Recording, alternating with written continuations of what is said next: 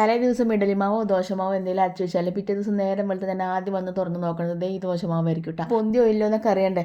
അപ്പോൾ പിന്നെ പൊന്തി കഴിഞ്ഞാൽ നല്ലൊരു സന്തോഷമാണ് കേട്ടോ. അപ്പോൾ പിന്നെ വേഗം തന്നെ ചായക്കുള്ള കാര്യങ്ങളൊക്കെ നോക്കും. പൊന്തിയില്ലെങ്കിൽ കുറച്ച് നേരം കൂടി വെയിറ്റ് ചെയ്ത് അന്നത്തെ ദിവസം തന്നെ ആകെ കൊള്ളാവും. മഴക്കാലത്ത് നല്ല തണുള്ള സമയത്ത് ചില സമയത്ത് ഇത് പൊന്താറില്ല കേട്ടോ.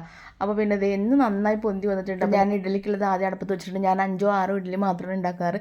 ഇഡലി കണ്ടം വഴി ഓടണ ഒരാളുടെ കേട്ടോ ബിജുവേട്ടൻ.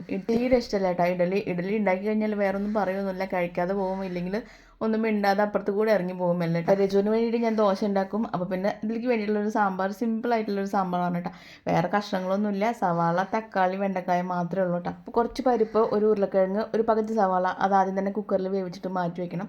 പിന്നെ വെളിച്ചെണ്ണയിൽ നമ്മുടെ തക്കാളി, സവാള, അതുപോലെ തന്നെ വെണ്ടക്കായ അതൊന്ന് വാട്ടിയെടുക്കുക. എന്നിട്ട് നമ്മൾ സാമ്പാർ പൊടിയില്ലേ, ഇഷ്ടമുള്ള സാമ്പാർ പൊടിയുടെ ആ സാമ്പാർ പൊടി ഇട്ട് ഒന്ന് ഇളക്കി കൊടുക്കുക. എന്നിട്ട് കുറച്ച് പുളി പിഴിഞ്ഞ് വയ്ക്കുക. വേവിച്ച് വെച്ചിട്ടുള്ള പരിപ്പ് കഷ്ണങ്ങളും അതിലേക്ക് ഇട്ട് കൊടുക്കുക. പിന്നെ കടുക്, ഉലുവ, അതുപോലെ വേപ്പിൻ്റെ ഇല അതുകൂടി വറുത്തിടുക. ഒരു കുഞ്ഞു കഷ്ണം കായം കൂടി ഇട്ട് കൊടുക്കുന്നുണ്ട്. കായപ്പൊടി ഉണ്ടെങ്കിൽ അത് ഇട്ട് കൊടുത്താൽ മതി കേട്ടോ. അപ്പോൾ പിന്നെ നമ്മുടെ സാമ്പാർ റെഡി ആയിട്ടുണ്ട്, ദോശയും റെഡി ആയിട്ടുണ്ട്. നമ്മളെ വക സ്പെഷ്യൽ ആയിട്ടുള്ള മുളക് ചമ്മന്തി ഉണ്ട് കേട്ടോ. അപ്പോൾ എല്ലാവരും കൂടിയിട്ട് ചായ കുടിക്കാനിരിക്കണേ.